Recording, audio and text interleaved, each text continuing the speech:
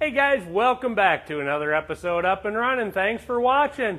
All right, on today's episode, I am letting you know I am done.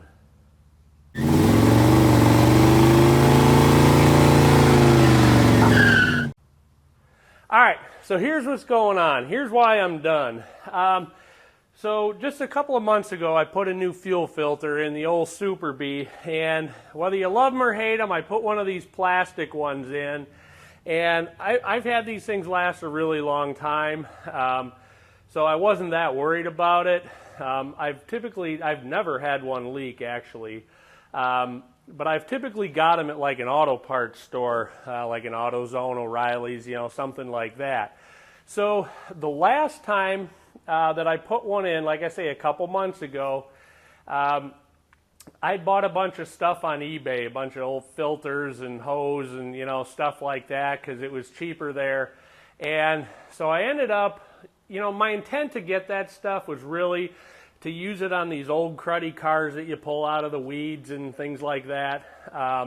You stick one of those super cheap fuel filters in and you run it for a little bit, they're full of garbage, so in like 10 minutes they're junk, you take them off, throw them away, and you're not out that much money till the fuel system gets cleaned up, and then I typically put something a little bit better on. So anyway, so what I had done was I pulled one out of my bag of filters, and I thought it was one of the better ones, and put it on the car, but it turns out it was one of the El Cheapo ones, and 2 months later, it was leaking like a sieve. I'll show you what happened with that. Alright, so what happened was I fired the car up in the garage, went to back it out, and it started just a hair slower than it normally had, but I didn't think too much of it. So I started to back out.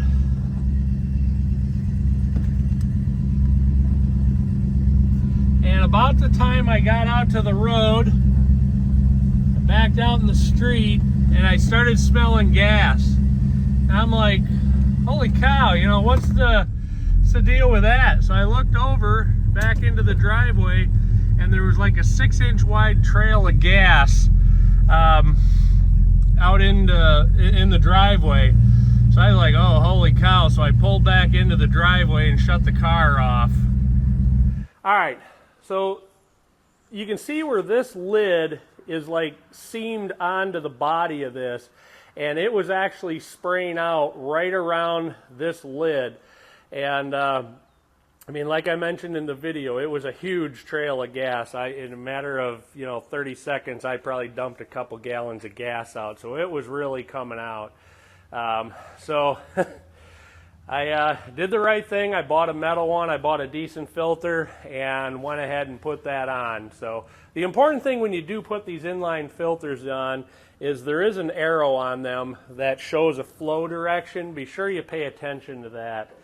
The other reason why I'm saying I'm done is, I've used places like Rock Auto in the past too, and had bad experiences with them. So I'm probably just going to be buying locally and maybe paying $1 or $2 more for stuff.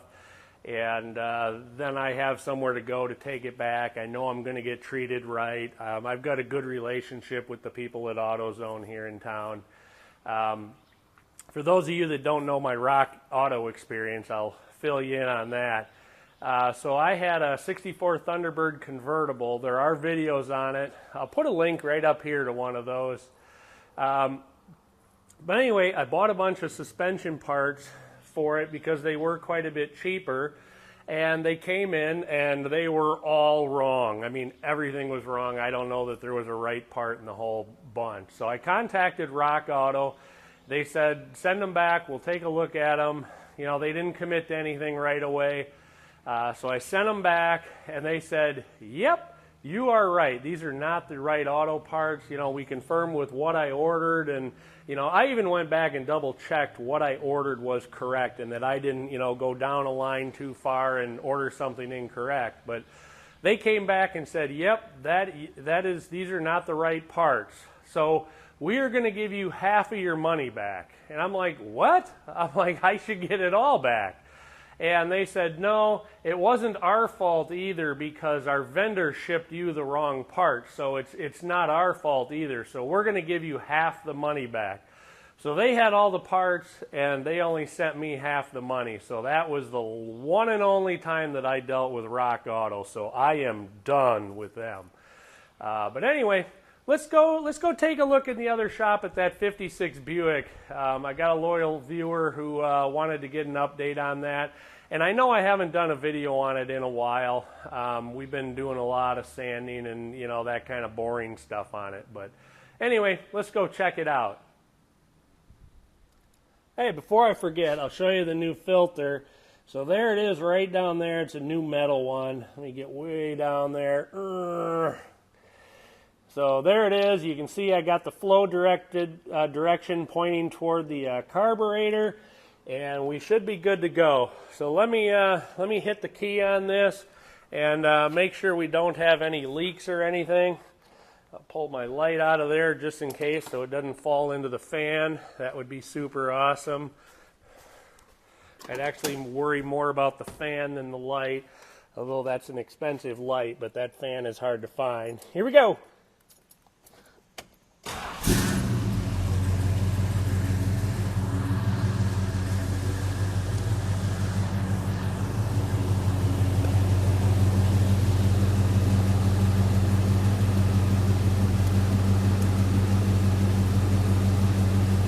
No, I don't see any leaks. Nothing pouring out on the bottom, so I think we're all good. Alright, so I had a request from a loyal viewer to get an update on the 56 Buick. Well, here it is. You can see it's changed quite a bit since it was featured on the channel last time. But I'll give you a quick rundown of where it's at. So you can see it's mainly taken apart. We got a little bit more to do. We got to take that inner fender piece off. The roof has all been stripped. You can see that's just all bare metal at this point. You know, basically just a lot of stuff has been taken off the car. There's some of the glass sitting in there. We got a bunch of dash stuff to take apart on it yet, but the back end of it has been all put in primer. That just got done, just got done. So we have to get that put in primer as well. Let me go over here so you can see the fenders. That's one of the doors. That's one of the fenders. Just got stripped. Again, that got, you know, just done. So that'll get put in primer as well. And then this fender, we're just starting to strip this. So as soon as this one's stripped, then everything will get put in primer. So anyway, just wanted to give you an update on that car. I look forward to when we start to do some of the paint work on it. I think that'll be exciting, and I'm really looking forward to it a lot. You can see the door jambs all stripped there. It's all bare metal. But there's that side. So anyway, just thought I'd give you guys a little update on it so you had some idea of what was going on with it. Thought I'd show you guys this truck real quick. It's belongs to a buddy of ours. He came by to have a little paint work done to it. This is kind of a custom, you know, type of truck, a hot rod. It's a 58 Chevy with the big back window. It's got a little bit different front end on it. It's one of those trucks that's, you know, like I say, it's just a hot rod. It's put together to be a cool truck, and it definitely is. So it's a little bit of a project. Let me get over here where I can see a little bit better. Like I say, it's here to get a little paint work done to it. The owner's working on the interior as well.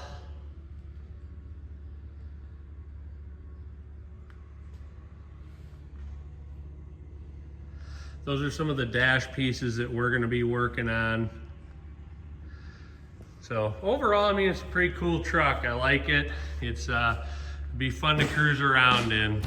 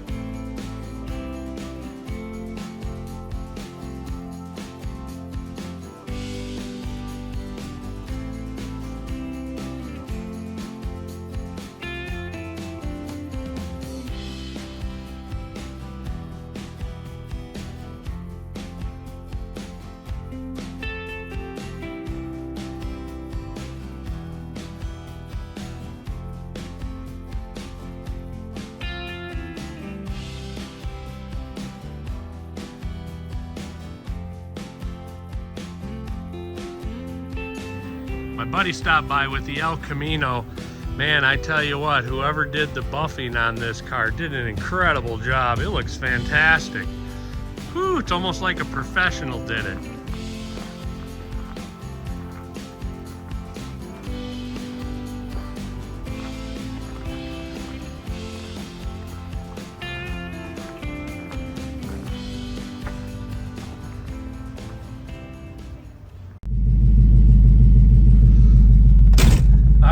That's gonna do it for another day at Up-N-Runnin. Gonna head on out of here. I hope you enjoyed the video, and be sure to come back next time. Oh yeah, don't forget to hit the subscribe button, ring the bell right next to it for the notifications, and click the like button. Thanks for watching. I appreciate it.